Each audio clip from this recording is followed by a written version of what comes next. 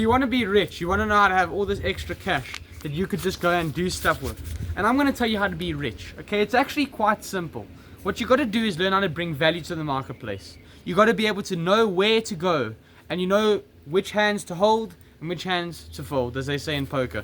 And I'm going to show you how you can get bags like this, designer wallets, Burberry wallets like this, designer shirts like this, and Breitling watches like that. Okay, let's get into it. Now, firstly, we need to understand your very own situation. You probably don't have much money, which is why you clicked on this very video in and of itself. You want to know where to go, what to do, how you can do it. And you know what? I was in your position a couple months ago, and I just started pushing every single button. I went on, and I'm going to share with you the mindsets now. What you need to do is you need to be where people are. I love this example. If you were a kid, right? Imagine you're a kid now, and you want to make iced tea and lemonade. Okay, and you want to sell it and make money. But instead of going somewhere busy, you decide to put a stand in your garden, and no one's home. Do you think you're going to sell anything? Irregardless of how good your iced tea is, irregardless of whether you've refrigerated it, how good your salesmanship is, how great you can talk, you're not even going to make one sale. Now, compare that kid to another kid who can't speak, doesn't know anything in sales, has rubbish lemonade, but is at a fun fair where there are thousands of people coming in every hour. Who is more likely to make sales? Be honest with me. Who is more likely to make sales? The person who has the best product and the best salesmanship, or the person who is just there when the people are there? And that's why you aren't making any money. Because you firstly aren't even where anybody is. You are trying to sell lemonade and iced tea to someone in your garden when there aren't any customers. So the very first thing you need to understand is, go where the gold is. That's the crucial thing. Go where the gold is. In South Africa was started because of a gold mining republic. There was so much gold.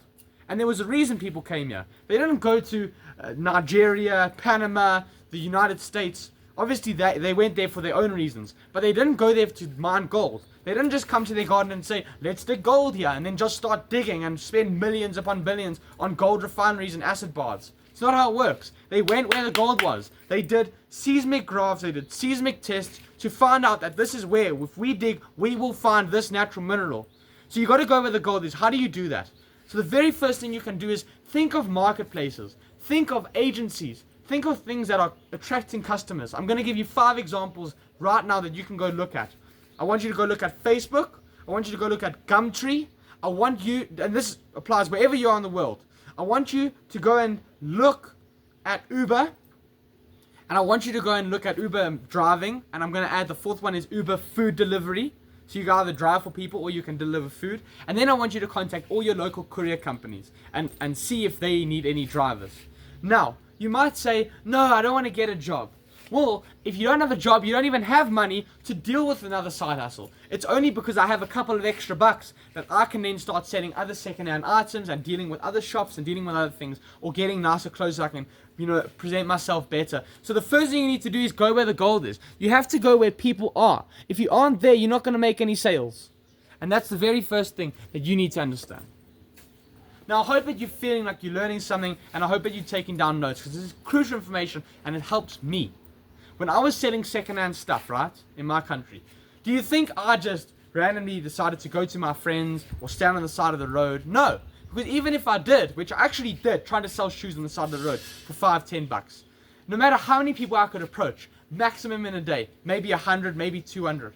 But if you're online, if you're on a marketplace, if you're on Facebook, if you're on Gumtree, I saw exactly how many people liked, commented, replied to that post. And it was at least 150, 200, 300, 400, and sometimes way more.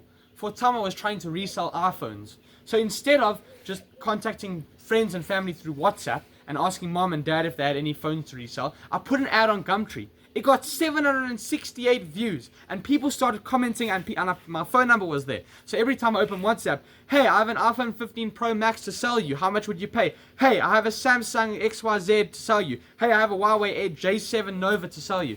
So then what I'm using is I'm using the online space and the marketplace where there are loads of people.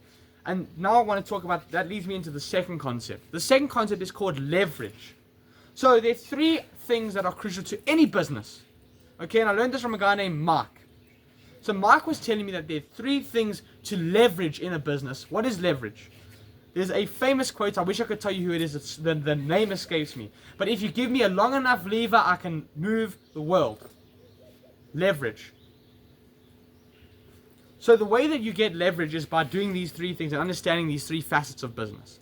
The first one is called sales. Now when it comes to sales, that's just making the sale, facilitating payment, getting people to build trust, and getting them to actually buy the item. Then there's operations, right? What is operations? The customer orders, fine. We put it in a box, we send it with a courier, and it gets to the customer. Or I take it myself, I drive down and deliver it. Or I pack it, and then the company I'm dealing with then deal with getting it and fulfilling it. So we have sales, we have operations of the business, and the very third one is called marketing.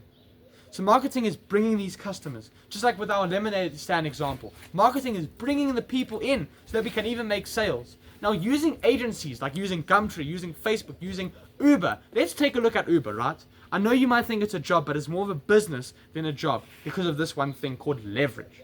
So if we look at the sales, right, and the marketing of Uber, they spend billions, not just of rands, of dollars every year all around the world to build up their name, build trust for Uber. So that brings people, like bringing people back home to your lemonade stand. That brings people, and you don't have to be the best salesman anymore because now they're bringing people to you. They're giving you the customers because of them dealing with the marketing. And the sales is also something that they deal with. They've spent millions, probably even billions of dollars, probably millions, hundreds, to invest in their app. So that it's seamless. When the customer comes in, money goes to you, they take their cut, you get your cut, and finished. So the sales and the marketing of Uber are already sorted for you. The only thing that you need to deal with is the operations of it, which just means fulfilling the order. But it's easy to fulfill an order compared to getting the sale, finding the customer, building trust, dealing da. And that's why it's fair enough to give these agencies their cut, because they are doing more than their fair share. Yes, they become ultra wealthy, but look at how much money had to go into it, how much effort and energy, how much marketing, all the experts that are working for you so that you can get more sales. So that's why, I just need to check the time, apologies. That's why you need to understand these two concepts. The one of leverage and the concept of being where the market is and going where the gold is. And that's how you can be rich. That's how you could be walking around with rich man vibes, where you look at your dirt bike, which you don't even ride, where you pull out your Burberry wallet and you pull out $200 easy and you don't care how much a coffee is. That's how you can get rich. And I want you to let me know what you have done from the time of this video, what you plan to do to get rich, and if the information here helped you, because that's how we move the world, one little lever pull at a time. This video is like a rock, or this video is like a lever, and your problem is like a rock. You need to use this lever to move your rock and get leverage to solve your problems. And that's how to be rich and how to get rich.